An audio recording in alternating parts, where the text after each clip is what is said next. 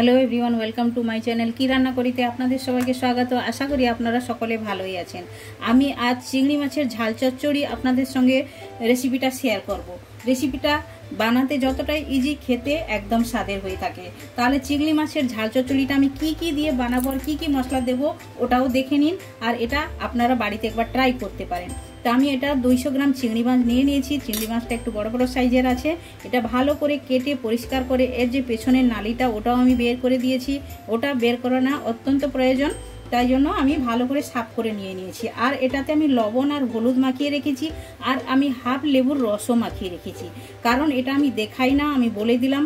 আর বাজার থেকে তো মাছ এলে আপনারা তো জানেন আগে এটা পরিষ্কার করে নিতে হয়। তো পরিষ্কার করে আমি লবণ হলুদ মাখিয়ে লেবুর রস মাখিয়ে রেখেছিলাম, তাই আমি আপনাদেরকে বলে দিলাম।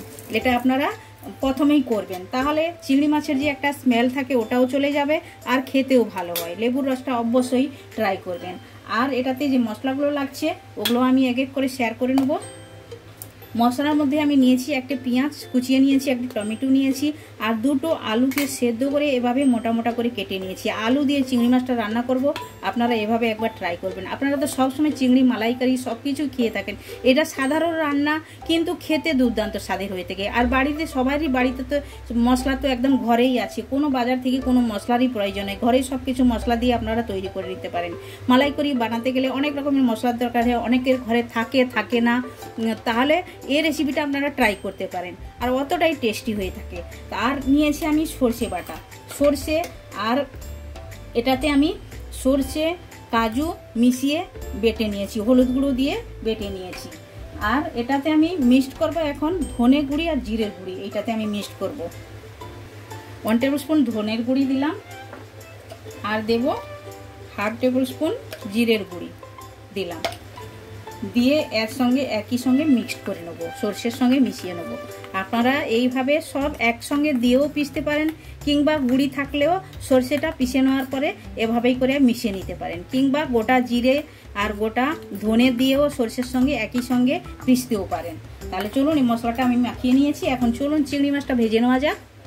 তো কড়াইতে আমি তেল দিয়ে দিয়েছি, আর তেলটাও আমার গরম হয়ে গেছে। এখন ভালো করে কড়াইয়ের গায়েতে তেলটা আমি লাগিয়ে দিলাম, আর এখন চিংড়ি মাছটা দিয়ে দেবো। চিংড়ি মাছটা হালকা ভেজে নেবো, এভাবে করে হালকা ভেজে নেবো চিংড়ি মাছটা।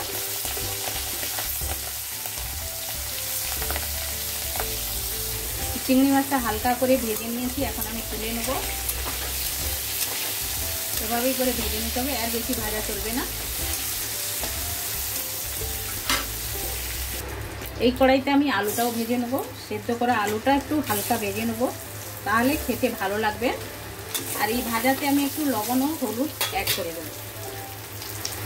এই দিলাম হলুদ গুঁড়ো, আর দেবো স্বাদ মতো লবণ দিলাম, দিয়ে ভালো করে লাল করে ভেজে নেব। তো আলুটাও লাল লাল করে ভেজে নিয়েছি, এটাও আমি তুলে নেবো। তো ওই কড়াইয়ের মধ্যে তেল দিয়ে দিয়েছি, এখন দিয়ে দেবো কুচনো পেঁয়াজ।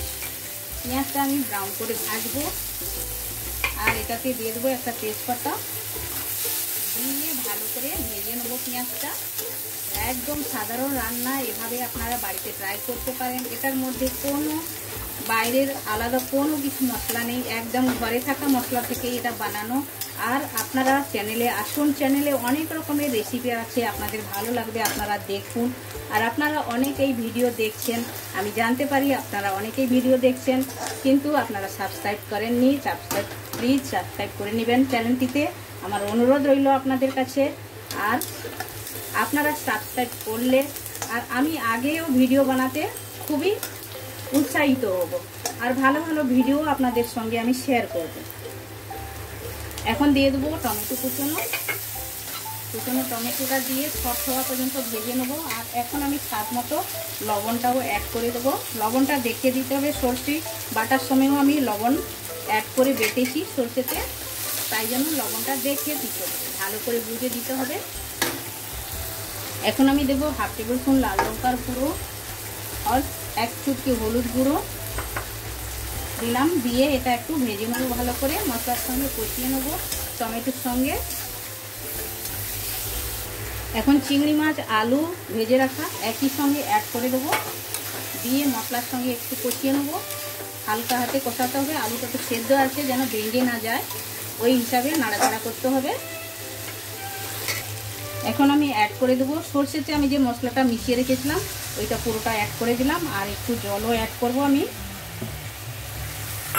এটা একটু মাখো মাখো হবে, একটু করে জুস থাকবে, একদম বেশি জুস থাকবে না, তাহলে খেতে ভালো হবে। আর একটু জলটা দেবো, কারণ একটু ফুটাতে হবে, তাই জন্যই তো দিলাম। দিয়ে এটা ফুটার জন্য অপেক্ষা করব। আর উপর থেকে একটি চেরা কাঁচা লঙ্কাও দিয়ে দিলাম। চিংড়ি মাছের ঝাল চচ্চড়িটা আমার একদম রেডি হয়ে গেছে। এখন আমি প্লেটিং করে আপনাদেরকে দেখাচ্ছি। চিংড়ি মাছের ঝাল চচ্চড়িটা আমার একদম রেডি হয়ে গেছে। আলু, চিংড়ি মাছ আর সর্ষে বাটা, ধনে জিরে বাটা দিয়ে একদম রেসিপিটা সাধারণ, আপনারা বাড়িতে একবার বানিয়ে এভাবে খেয়ে দেখবেন, দুর্দান্ত স্বাদের হয়ে থাকে। এটা একদম রেডি, আপনারা এভাবে বানান, খান। কমেন্ট সেকশন গিয়ে কমেন্ট করে আমায় বলুন এই রেসিপিটা আপনাদের কেমন লেগেছে। ভালো লেগে থাকলে লাইক, শেয়ার, কমেন্ট করবেন। আর যারা এখনো পর্যন্ত চ্যানেলটি সাবস্ক্রাইব করেননি, প্লিজ চ্যানেলটি সাবস্ক্রাইব করে নেবেন। সাইডে বেল আইকন অবশ্যই প্রেস করবেন, তাহলে নিত্য নতুন রেসিপি আপনারা সঙ্গে সঙ্গে দেখতে পাবেন। আবার দেখা হচ্ছে নতুন কোনো রেসিপির সঙ্গে। সবাই ভালো থাকবেন, সুস্থ থাকবেন। আপনারা আপনাদের কিমতি টাইমটা আমায় দেওয়ার জন্য আপনাদেরকে অনেক অনেক ধন্যবাদ।